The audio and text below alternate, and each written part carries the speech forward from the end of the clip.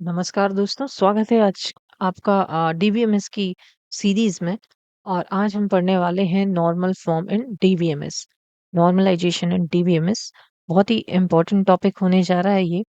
और एग्ज़ाम में अभी तक प्रीवियसली जितना भी पूछा गया है नॉर्मलाइजेशन से, वो आपको बताया जाएगा। अननेसेसरी चीज़ें बिल्कुल भी नहीं बताई जाएँगी। तो चलिए दोस्तों स्टार्ट करते हैं। एग्ज़ाम में जो पूछा है बस वही आपको दिखाया जा रहा है। अच्छा, नॉर्मल फॉर्म के टाइप देखिए। First normal form, second normal form, third normal form, BCNF Boyce Codd normal form, four NF fourth normal form, fifth NF fifth normal form.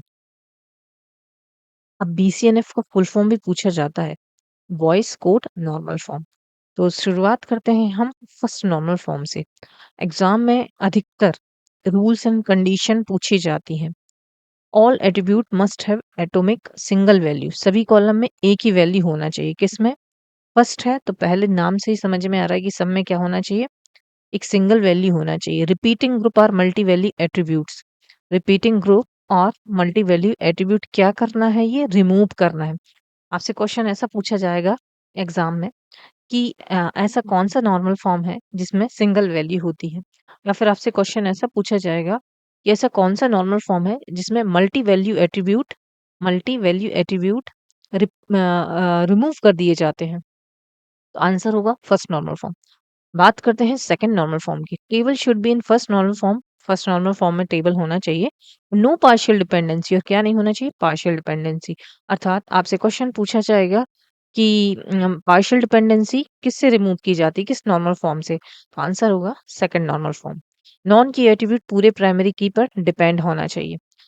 आगे बढ़ते हैं थर्ड नॉर्मल फॉर्म पे। Table should be in second normal form and no transitive dependency. इसमें remove क्या क्या किया जा रहा है, transitive dependency. Non key attribute किसी दूसरे नॉन की एट्रीब्यूट पर डिपेंड नहीं होना चाहिए। ट्रांजिटिव डिपेंडेंसी क्या होती है? एक्स डिपेंड है वाई पे, एक्स डिपेंड है वाई पे, तो ये क्या होती है, ट्रांजिटिव डिपेंडेंसी होती है। हम देखते हैं voice code normal form. For every dependent x determine y, x must be a super key। Voice code normal form क्या बोल रहा है, जो लेफ्ट वाली वैल्यू रहेगी वो क्या होगी, लेफ्ट में जो भी रहेगा वो क्या होगा, सुपर की होगा। लेफ्ट हमेशा सुपर की होगा। क्वेश्चन ये पूछा जाएगा कि लेफ्ट में क्या रहेगा, कौन से नॉर्मल फॉर्म में लेफ्ट में सुपर की होती है, तो voice code normal form. Remaining anomalies from third NF remove कर दी जाती है, जो भी त्रुटियां होती हैं। Fourth, normal form. Table should be in voice code normal form and no multi-value dependency।